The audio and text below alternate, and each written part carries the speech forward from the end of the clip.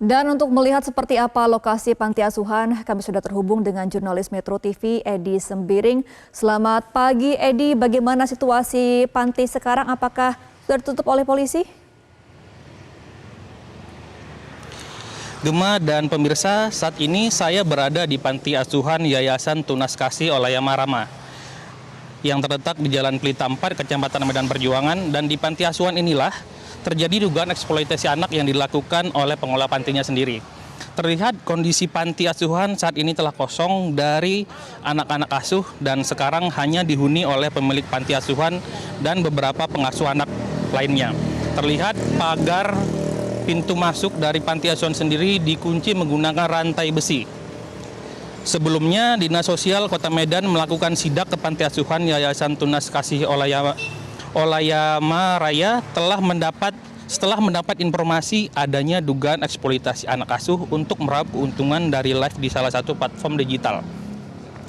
Dugaan eksploitasi muncul saat seorang pria pengelola panti live pada dini hari tanggal 16 September lalu dengan memberi bubur dan air putih pada anak asuhnya yang masih berusia 4 bulan. Yang seharusnya hal itu tidak boleh dilakukan pada bayi yang berusia di bawah 6 bulan. Hal itu dilakukan karena pengelola panti merasa bingung saat si bayi terus menangis dan mengira kalau bayi tersebut lapar. Lantas pengelola memberikan bubur dan air putih. Saat melakukan sidak, Dinas Sosial juga mendapati bahwa Panti Asuhan Yayasan Tunas Kasih Olayama Rama ini adalah panti asuhan ilegal karena tidak terdaftar dan tidak memiliki izin operasional. Sehingga Kepala Dinas Sosial Koirudin yang hadir langsung di lokasi menyatakan bahwa panti asuhan ditutup sementara. Gema.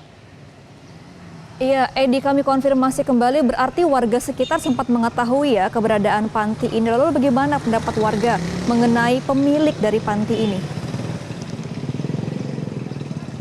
Gema, menurut pengakuan warga sekitar, mereka tidak pernah mengetahui bahwa panti asuhan yang berada di lingkungan mereka ini ternyata melakukan tindakan eksploitasi pada anak asuhnya melalui live di platform digital.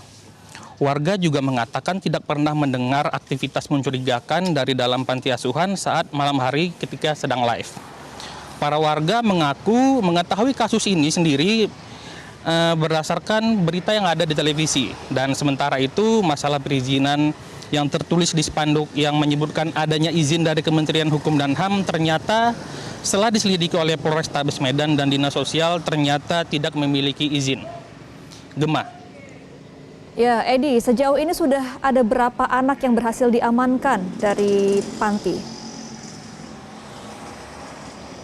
Gema, sejauh ini Panti Asuhan Yayasan Tunas Kasih Olayama yang berdiri sejak 2 tahun lalu memiliki 25 orang anak asuh yang usianya berkisar dari 2 bulan hingga 15 tahun dan telah dipindahkan ke UPT Kemensos RI Balai Bahagia untuk mendapatkan layanan sosial yang lebih baik.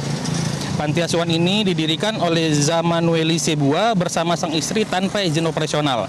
Sehingga Zamanueli Zebua dan istrinya diduga secara ilegal mengumpulkan anak-anak di dalam panti asuhannya.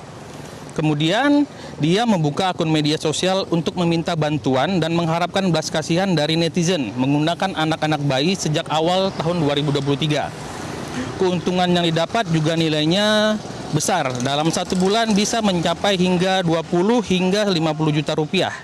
Dan diduga digunakan untuk keperluan pribadi yang nilainya cukup besar. Donasi yang didapat pun bukan hanya dari masyarakat Indonesia, melainkan ada juga yang dari luar negeri. Gema, demikian dari Medan, kembali ke studio. Baik, terima kasih informasinya Edi Sembiring langsung dari Medan, Sumatera Utara. Kami nantikan kembali informasi terbaru. Terima kasih dan selamat kembali bertugas. Jelajahi cara baru mendapatkan informasi. Download Metro TV Extend sekarang.